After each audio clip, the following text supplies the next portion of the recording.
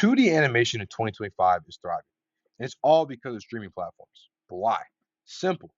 Streaming has made 2D animation more accessible to the world, giving creators more freedom to choose what they make, and made sure more people than ever are watching. For years, people have thought that 2D animation was on its way out. Big studios focused more and more on 3D animation, and traditional hand drawn styles started disappearing from the mainstream media platforms.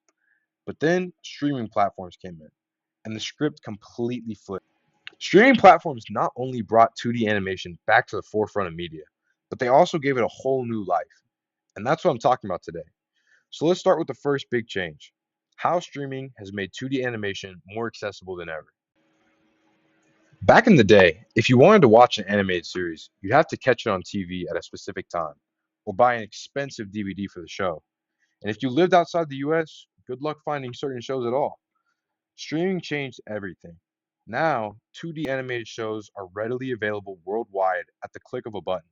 No waiting for air times, no missing episodes, and no expensive DVDs. Streaming platforms have completely changed the game for 2D animation. Before, animators had to work within strict industry limits, whether it was expensive traditional techniques or limited TV slots. But now, with new digital tools and streaming services, those barriers are gone. As researcher James Chambliss puts it, with digital tools at their disposal, animators are no longer bound by traditional constraints, allowing for a renaissance of 2D animation. And that's exactly what we're seeing today: more creative freedom, more independent projects, and a huge surge in 2D animated content worldwide. Because of streaming, 2D animation isn't just surviving, it's thriving. More people have access to it, which means bigger audiences and more demand. Looking at this data from a study done by Nielsen in 2024, you can see that streaming has increased engagement with older animated content, proving to us that animation still has a large audience. As animation's audience continues to grow larger, more and more regional restrictions are disappearing. Back in the early 2000s, if an animated series wasn't picked up for international distribution, people outside that country just wouldn't get to see it. Now, streaming platforms let 2D animation reach a global audience instantly.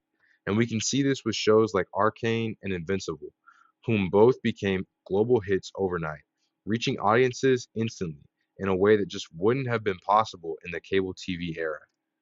So overall, streaming has massively expanded access to 2D animation both for audiences and for the people making it. It's made animated series available to more people in more places at any time, which has done numbers for its resurgence. But accessibility is just one part of the story. Another huge reason 2D animation has flourished on streaming platforms is the level of creative freedom it gives animators. And this is the second major change that streaming has made on animation's current state. Now that creators could reach audiences worldwide, traditional restrictions on what an animator could do were gone. Streaming has given animators more freedom to tell the stories they actually want to tell, without as many barriers restricting their art. As researcher Chambliss puts it, streaming services have provided a fertile ground for animation to grow beyond traditional network constraints. In the past, these barriers were in the form of major networks forcing creators to make only kid friendly content. Now we see shows like South Park and The Simpsons, whom as very not kid-friendly shows, both have amassed global audiences and have been broadcasted for years. Without the added pressure of TV ratings or advertisers, streaming platforms allow animators to take bold risks, not just in story, but also in style and tone. Shows like Midnight Gospel and Love, Death, and Robots have completely changed traditional TV rules. They don't stick to simple plots. They explore deep questions about life, death, and existence. Their animation styles are chaotic, colorful, and experimental, creating new experiences for audiences and creating even greater appeal for their content. Streaming platforms have given animators a place to be bold, groundbreaking, and different, something traditional TV wouldn't normally risk doing.